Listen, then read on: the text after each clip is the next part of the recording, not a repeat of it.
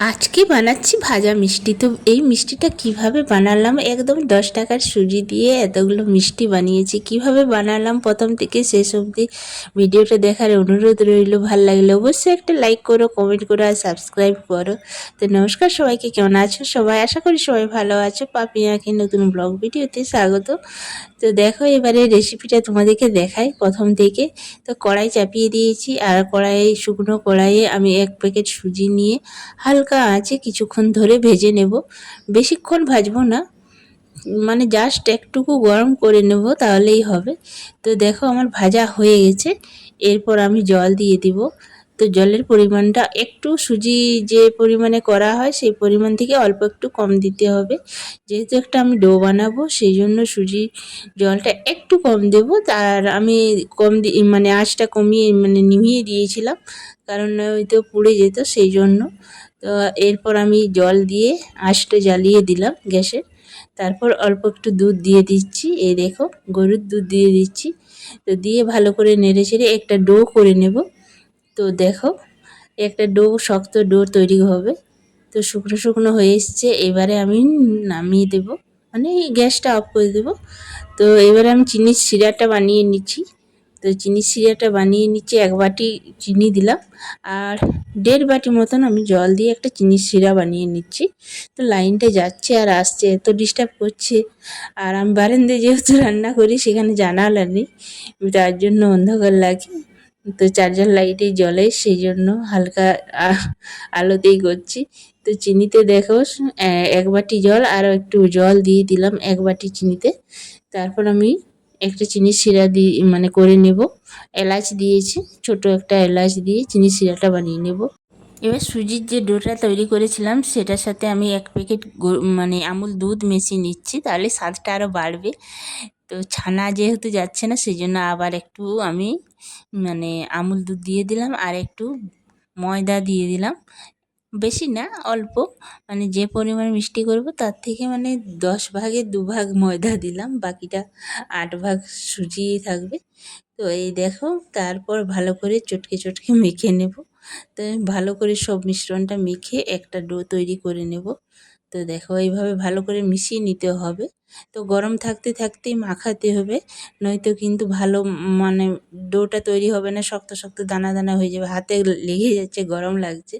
তো এইখানে আমি বেকিং পাউডার দিয়ে দিলাম অল্প একটু। তো এইটা আমি ঠাকুরের প্রসাদে দেবো, সেই জন্য আমি খাবার সোডাটা দিলাম না। খাবার সোডাটাই দেওয়া মানে ঠিক সব থেকে, কিন্তু খাবার সোডাটা আমার মানে নিরামিষ, তো সেই জন্য আমিষে ছোঁয়া হয়ে গেছে, সেই জন্য দিলাম না। তো সেই জন্য বেকিং পাউডারটাই দিলাম। তো তোমরাও খাবার সোডাটাই দেবে। আর এই দেখো চিনির শিরাটা বেশি ফোটাবো না, একটু ফুটিয়ে জাস্ট চিনিটা গলিয়ে একটু আঠা আঠা হবে, তখন নিভিয়ে দেবো আঁচটা। এরপর আমি যাতে না চাপ হয়ে যায় চিনির শিরাটা, মানে শক্ত হয়ে যায়, সেই জন্য আমি একটু লেবুর রস দিয়ে ঢাকা দিয়ে রেখে দিলাম। এরপর আমি অল্প একটু ঘি নিয়ে নিয়েছি, দেখো চাকতির মধ্যে একটু ঘি নিয়ে নিয়েছি। এবার ওই ডো থেকে আমি ছোট ছোট লেচির মতন করে নেব। তো দেখো একটু হাতে লাগবে না, ঘিটা একটু হাতে মেখে নিলে কিন্তু ডোটা একদম মানে হাতে লেগে যাবে না। দেখো এই সাইজের আমি মিষ্টিগুলো, ভাজা মিষ্টিগুলো বানাবো। তো দেখো কত সুন্দর হচ্ছে। তো এইভাবে আমি কয়েকটা বানিয়ে নিয়ে ভেজে নেব, কারণ একদিকে ভাজা হবে একদিকে বানানোও চলবে, তাহলে কাজটা তাড়াতাড়ি হবে। আর যেহেতু কম আছে মানে করতে হবে, সেই জন্য সময় একটু টাইম বেশি লাগবে। তো এইভাবে আমি করে নিলাম কতকগুলো মিষ্টি। তারপর আমি এদিকে একটা কড়াই বসিয়ে দিয়েছি, আর সাদা তেল দিয়ে দিয়েছি। এরপর খুব আঁচ কম রেখে মানে মিষ্টিগুলো ছেড়ে দিতে হবে। হালকা আঁচেই কিন্তু পুরো মিষ্টিটা তৈরি হবে, একবারও কিন্তু আঁচ মানে হাই করা যাবে না। তো দেখো ভালো করে ভেজে নিচ্ছি হালকা আঁচে, আর এদিকে আমি কতকগুলো মিষ্টি আবার বানিয়ে নেব, তাহলে আমার দুটো কাজ একসাথেই হয়ে যাবে। মানে বসে থাকতে মানে বিরক্ত লাগে না, তাহলে আমার একদিকে ভাজা হতে থাকবে, এদিকে তৈরি করা হবে, তাহলে কাজের মধ্যেই মানে তাড়াতাড়ি মিষ্টিগুলো হয়ে যাবে। তো এই দেখো সব মিষ্টিগুলো উলট পালট করে আমি ভেজে নিচ্ছি লাল লাল করে। একটাও মিষ্টি কিন্তু ফেটে যায়নি, দেখতেই পাচ্ছ তোমরা। তো এইভাবে তোমরাও একবার বাড়িতে মিষ্টি বানিয়ে খেতে মন চাইলে করে খাবে, আর আমাকে অবশ্যই একটা কমেন্ট করে জানাবে কেমন হয়েছিল মিষ্টির স্বাদ, মিষ্টিগুলো। তো তোমরাও এইভাবে বাড়িতে একবার বানাও। আর খাও।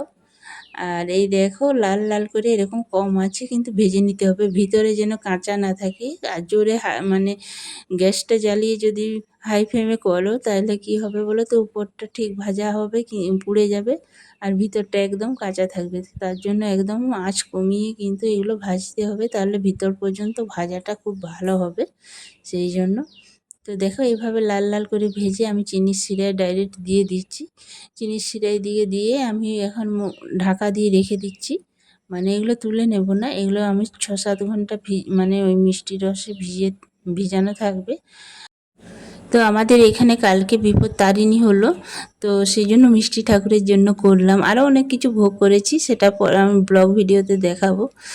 তো সেই জন্য ঠাকুরের জন্য আমি কি করলাম বলো তো, 1 মিনিট মিষ্টির রসটা ফুটিয়ে নিয়ে ঠাকুরের জন্য 4টে মিষ্টি মা বিপত্তারিণীকে দিলাম। তারপরে এই মিষ্টিগুলো আমি ভিজিয়ে রেখে দিলাম সন্ধ্যে মানে রাত্রি পর্যন্ত, সকালে যেহেতু বানাচ্ছি। এই দেখো আমার সব মিষ্টিগুলো ভাজা হয়ে গেছে, আর কয়েকটা লম্বা লম্বা করে নিলাম ল্যাংচার মতন। তো সেই জন্য এই দেখো মিষ্টির রসটা ভালো করে আমি ফুটিয়ে নিচ্ছি। 1-2 মিনিটের মতন ফুটিয়ে নিতে হবে, তাহলে রসটা ভালো ভিতরে ঢুকবে।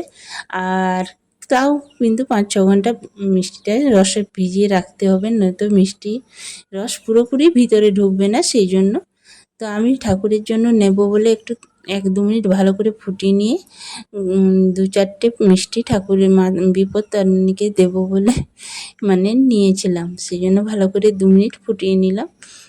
তো এইভাবে ফুটিয়ে নিয়ে এবারে ঢাকা দিয়ে রেখে দেব। 6-7 ঘন্টা পর তোমাদের সাথে আবার শেয়ার করছি কেমন হয়েছে মিষ্টিগুলো। তো দেখবো।